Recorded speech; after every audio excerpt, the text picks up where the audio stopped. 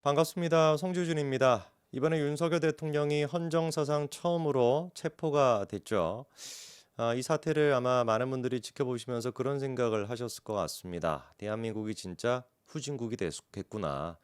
이재명이가 대통령이 되기도 전이고 무려 이제 그 이재명과 민주당의 그 찌꺼리들이 국회를 장악했다라고 하는 사실 한 가지만으로도 이렇게나 대한민국의 위상과 그리고 또 국격이 떨어질 수 있구나, 법치가 이렇게까지 무너질 수 있구나라는 생각을 하셨을 것 같습니다.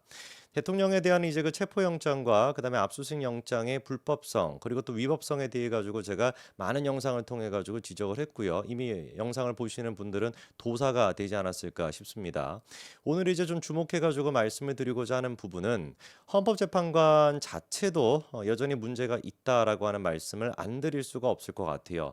저 개인적으로도 어떻게 보면은 사법기관의 최고 기관이라고 할 수 있는 게 헌재 아니겠습니까? 근데 헌재를 믿을 수가 없다라고 하는 얘기를 하는 것도 제가 껄끄러워요.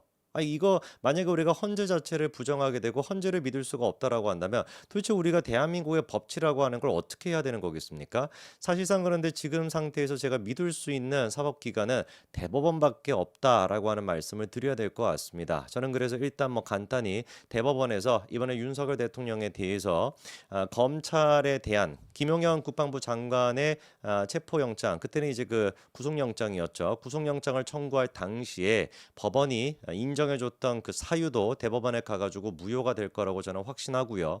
공수처의 어떤 그 체포영장 발부를 받았던 과정에 대한 이의 신청도 결국에 대법원에 가가지고 확정이 됨으로써 애당초 상식적으로 공수처와 검찰은 내란죄에 대해서 수사를 할 수 없음에도 불구하고 어거지를 수사를 했기 때문에 그 수사 과정에서 확보된 증거나 모든 내용들은 무효가 되고, 그리고 또 마찬가지로 윤석열 대통령에 대한 체포영장 발부 그리고 그걸 집행, 이것 또한 마찬가지로 불법성이 인정이 돼가지고 원천적으로 무효 처리가 되고 담당자들이 꼭 처벌을 받게 될 거라고 저는 확신을 합니다. 자, 그러면 오늘 제가 좀 얘기하고자 하는 헌재의 또 문제는 무엇이냐? 이 정계선 재판관을 둘러싸고 헌재가 이번에 처음으로 입장을 밝혔어요. 여러분 아시는 것처럼 윤석열 대통령 측에서는 정계선 이 재판관에 대해 가지고 기피 신청을 했고 헌재가 이제 기각을 했습니다. 근데 기각할 당시에는 기각하는 사유에 대해 가지고 딱히 밝히지는 않았습니다. 근데 이번에 이례적으로 헌재가 또 기각한 사유를 밝힌 것인데 그 사유를 또 들어보니까 기가 막힙니다. 기각을 해서 그런지. 자, 그러면 일단 윤석열 대통령 측에서 뭐라고 문제 제기를 했었던 것이냐? 정계선 재판관의 이제 그 소속 자체가 진보적인 모임이라고 해야 될지, 이거 무슨 모임이라고 해야 될지 모르겠지만 우리법 연구회 회원이다라고 하는 게 일단 첫 번째 문제였고, 더 큰 문제 같은 경우는 이제 그 배우자의 문제입니다. 이 배우자가 황필규라고 하는 변호사인데 이 사람이 이제 그 소속돼 있는 곳이 어디냐? 공익인권법 단체라고 하는 공감이라고 하는 조직에 있는데요. 이 공감의 공동 대표가 누구냐? 바로 김희수입니다. 근데 이 김희수가 바로 뭐예요? 윤석열 대통령을 탄핵시켜 달라고 하는 국회 측, 즉 민주당 측의 변호인단이 바로 이 김희수거든요.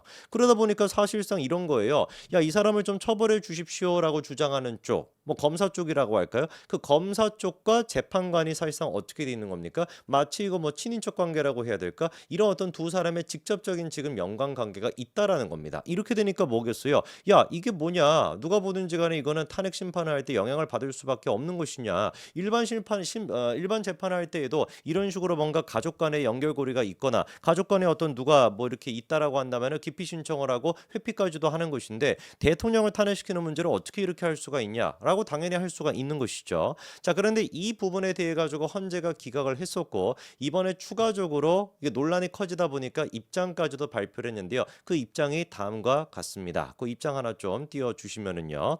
헌재가 이렇게 이제 결정문에서 얘기를 하죠. 불공정한 심판이 될지도 모른다는 당사자의 주관적인 의혹만으로는 기피 사유에 해당하지 않는다.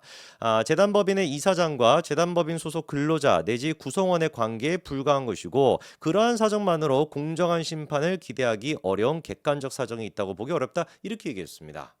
자, 그러니까 일단 첫 번째 같은 경우는 예단하지 마라. 그리고 이제 그거는 주관적인 감정에 불과한 것이야. 이게 이제 첫 번째고, 두 번째 같은 경우는 아까 전에 그 황필규라고 하는 변호사가 김희수랑 같이 공감이라고 하는 단체에 들어가 있는 거, 그 무슨 상관인데? 이게 지금 헌재의 입장인 거거든요. 근데 우리가 일단 따져봐야 되는 게 예단은 제가 보기에 우리가 하고 있는 것이 아니라 헌재에서 먼저 예단을 하고 있었죠. 왜? 탄핵 심판 이 지금 이의 신청에 대해 가지고 기각을 할 것인지 인용을 할 것인지 받아들이기 전에도 헌재가 입장을 공식적으로 밝혔습니다. 뭐라고 밝혔습니까? 단 한 번도 이런 식의 기피 신청을 받아들인 적이 없다라고 헌재가 먼저 입장을 밝히지 않았습니까? 아니 그럼 생각해 보십시오. 헌재가 기피 신청에 대해 가지고 기각할지 인용할지 아직 결정이 안 나왔어. 근데 그 직전에 헌재가 뭐라고 입장을 먼저 밝힌 거예요. 야, 우리가 단 한 번도 이런 식의 기피 신청을 받아준 적이 없다. 이런 얘기를 해버리면은 이거는 뭡니까? 자기들이 예단하고 있다라는 방증 아니에요. 당연히 기각시키겠다라는 뜻 아니겠습니까? 단 한 번도 우리가 받아들인 적이 없다. 이런 것들을. 근데 이번엔 받아들여줄게. 이게 아니지 않습니까? 이러다 보니까 헌재를 둘러싸고 계속해가지고 정치적인 논란이 나올 수밖에 없는 것이고요. 그리고 두 번째 같은 경우는 원래는 기각 사유 자체에 대해서도 안 밝혔다가 논란이 커지니까 이번에 부랴부랴 밝히게 됐던 겁니다. 그리고 또 상식적으로 생각해 보십시오. 아까 말씀을 드린 것처럼 일선 법원에서도 우리 같은 사람들의 어떤 그 재판에서도 재판부 중에 한 명이 만약에 배우자나 자녀가 근무하는 어떤 그 사건 같은 게 들어오게 된다? 그러면 어떻게 하겠습니까? 이 재판을 재배당하거나 아니면은 스스로 회피하거나 이렇게 되는 경우가 비일비재하거든요. 그리고 방금 제가 비일비재하다라고 말씀을 드린 게 과언이 아닌 것이 문제가 되고 있는 정계선 재판관 본인 스스로 또한 마찬가지로 본인이 회피한 적이 있었습니다. 어떤 케이스에? 바로 가습기 살균제 사건에서. 여러분 그 사건 기억나시죠? 그렇죠? 정계선 재판관이 서울중앙지법 재판장이었을 시절 그때 당시 이제 그 가습기 살균제 사건 요 이제 그 기소가 됐던 기업과 관련돼 가지고 재판을 맡고 있었는데 그때 당시에 정계선 재판관이 회피를 했습니다. 왜? 기업 측에서 뭐라고 이의 신청을 했었냐? 아니 정계선 재판관의 남편이 가습기 사태 진상조사위원회 위원이 아닙니까? 이렇게 된다면 정계선의 배우자가 우리랑 지금 관련돼 있는 그 사건에 무슨 뭐 위원회 같은 거를 맡고 있으면 어떻게 공정한 재판이 가능할 수가 있겠습니까? 라고 해가지고 이의 신청을 했습니다. 그런데 그때 당시에 물론 이때도 기각이 됐습니다만 정계선 재판관 본인 스스로가 이거 문제가 좀 될 수가 있겠다 싶어가지고 본인이 어떻게 했냐면 회피를 해가지고 다른 재판부로 재배당이 됐었거든요. 아니 그러면은 그때는 다르고 지금이랑 다른 이유가 뭐예요? 그때는 맞고 지금은 틀린 겁니까?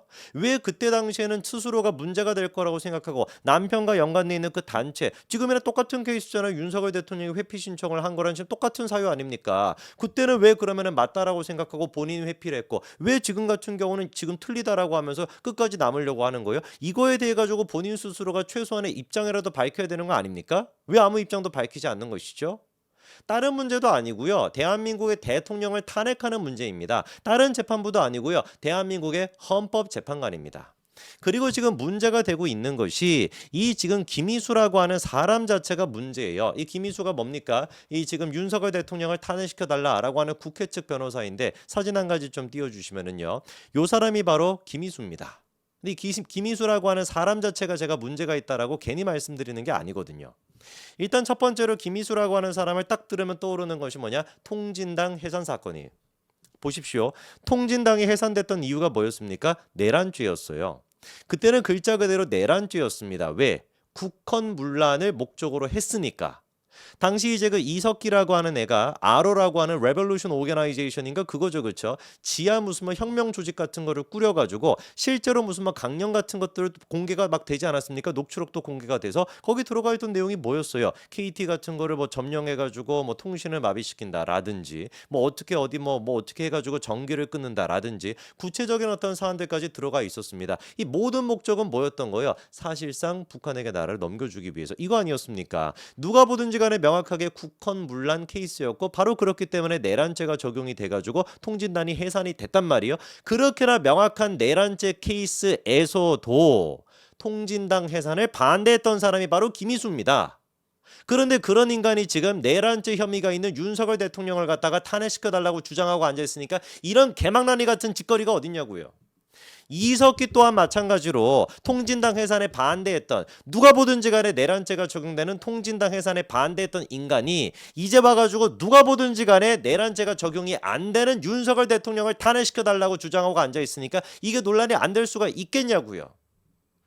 그리고 이런 김희수를 갖다가 헌재 소장으로 후보까지 올렸던 미친 인간이 있었으니 그게 바로 누구다? 문재인이다. 이러니까 우리가 문재인을 갖다가 뭐라고 얘기를 하는 거겠습니까? 종북 주사파 아니냐, 북한의 하수인 아니냐, 이런 얘기를 안 할래야 안 할 수가 없는 것이죠. 저는 그래서 헌재가 언제까지 이런 식으로 민주당과 짬짬이 한다라고 하는 논란을 유지할지는 모르겠습니다만, 글쎄요, 제가 봤을 때는 이미 돌이킬 수 없는 강까지 다 지난 것 같아요. 돌아올 수 없는 강을 다 건넌 것 같습니다. 돌이킬 수 없는 지경까지 다 된 것 같아요. 우리가 믿을 수 있는 거는 이제 헌재가 아니라 대법원밖에 남지 않았나, 이런 생각이 듭니다. 여기까지 말씀드리겠습니다. 감사합니다.